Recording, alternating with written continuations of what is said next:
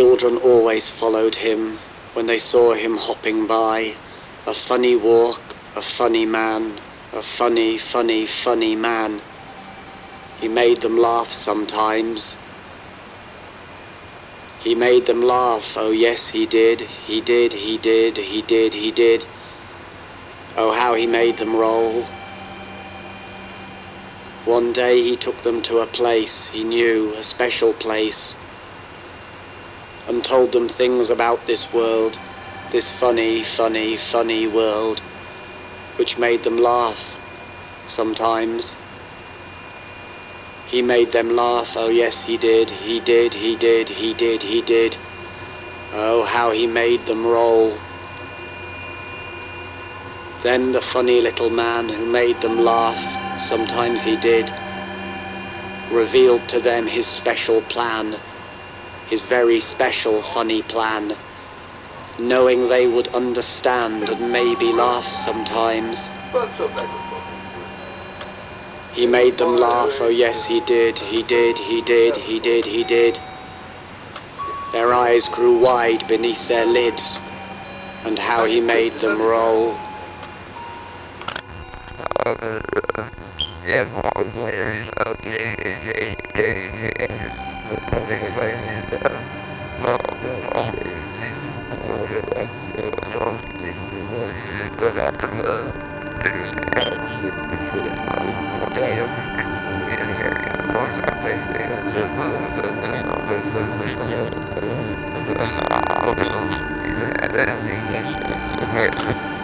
I first learned the facts from a lunatic in a dark and quiet room that smelled of stale time and space.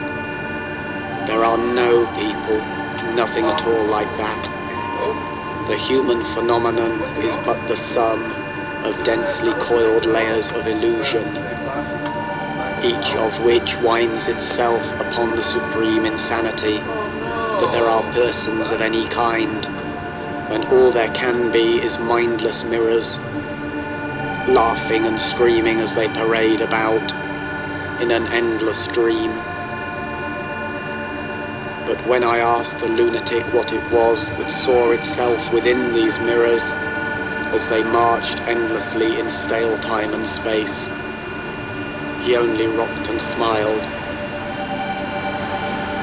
Then he laughed and screamed, and in his black and empty eyes I saw for a moment, as in a mirror, a formless shade of divinity in flight from its stale infinity of time and space, and the worst of all of this world's dreams, my special plan for the laughter and the screams.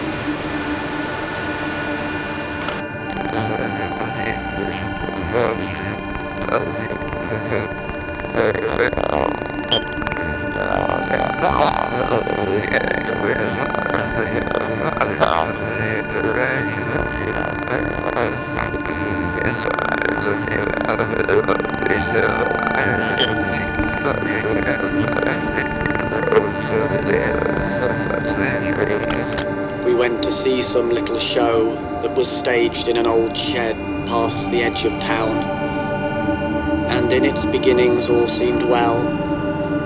The miniature curtained stage glowed in the darkness, while those dolls bounced along on their strings before our eyes, and in its beginnings all seemed well.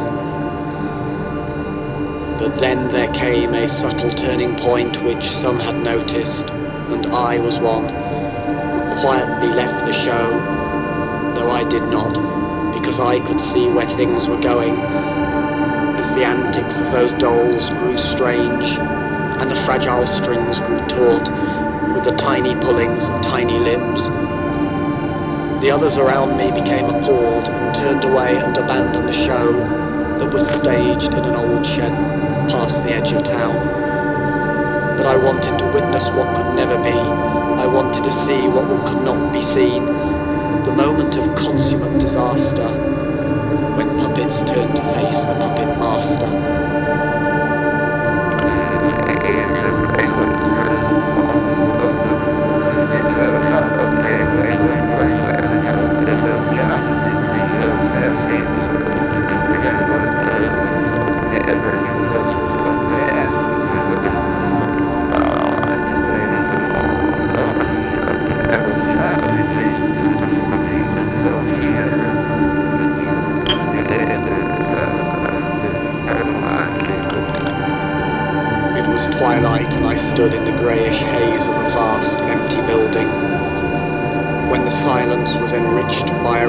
ignorant voice. All the things of this world, it said, are of but one essence, for which there are no words. This is the greater part, which has no beginning or end, and the one essence of this world, for which there can be no words, is but all the things of this world. This is the lesser part, which had a beginning and shall have an end, and for which words were conceived solely to speak of the tiny broken beings of this world, it said, the beginnings and endings of this world, it said, for which words were conceived solely to speak of.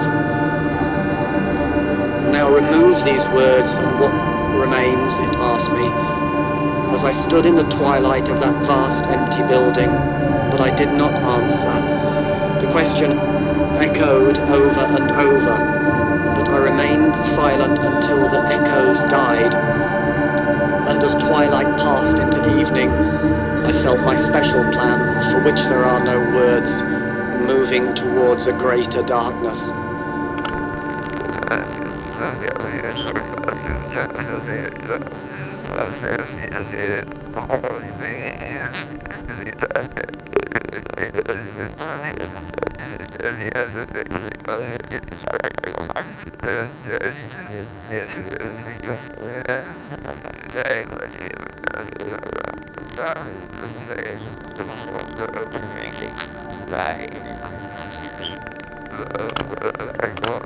There are some who have no voices, or none that will ever speak, because the things they know about this world, and the things they feel about this world, because the thoughts that fill a brain that is a damaged brain, because the pain that fills a body that is a damaged body, exist in other worlds, countless other worlds, each of which stands alone in an infinite empty blackness for which no words have been conceived, and where no voices are able to speak. When a brain is filled only with damaged thoughts, when a damaged body is filled only with pain, and stands alone in a world surrounded by infinite empty blackness, and exists in a world for which there is no special plan.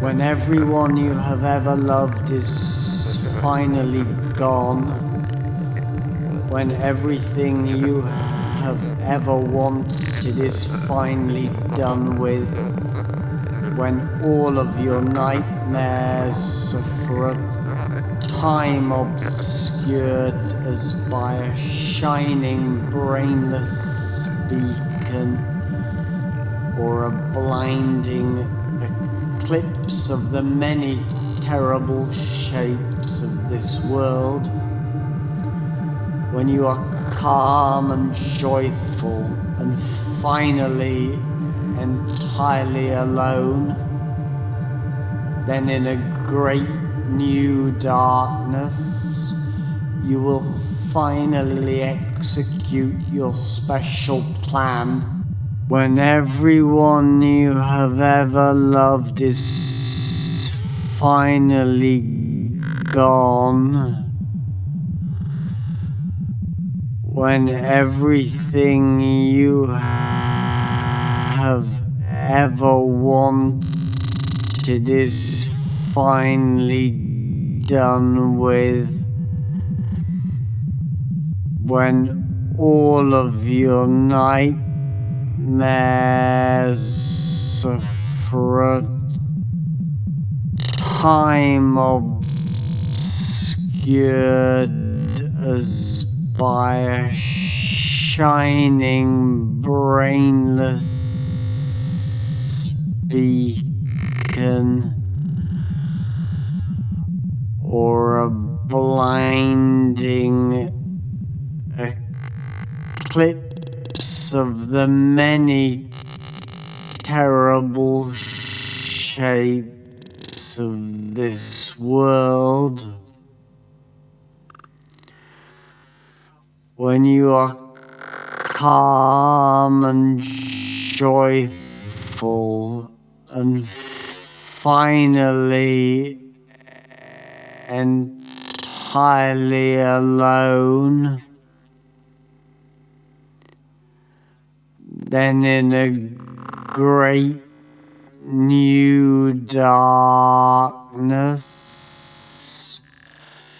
you will finally execute your special plan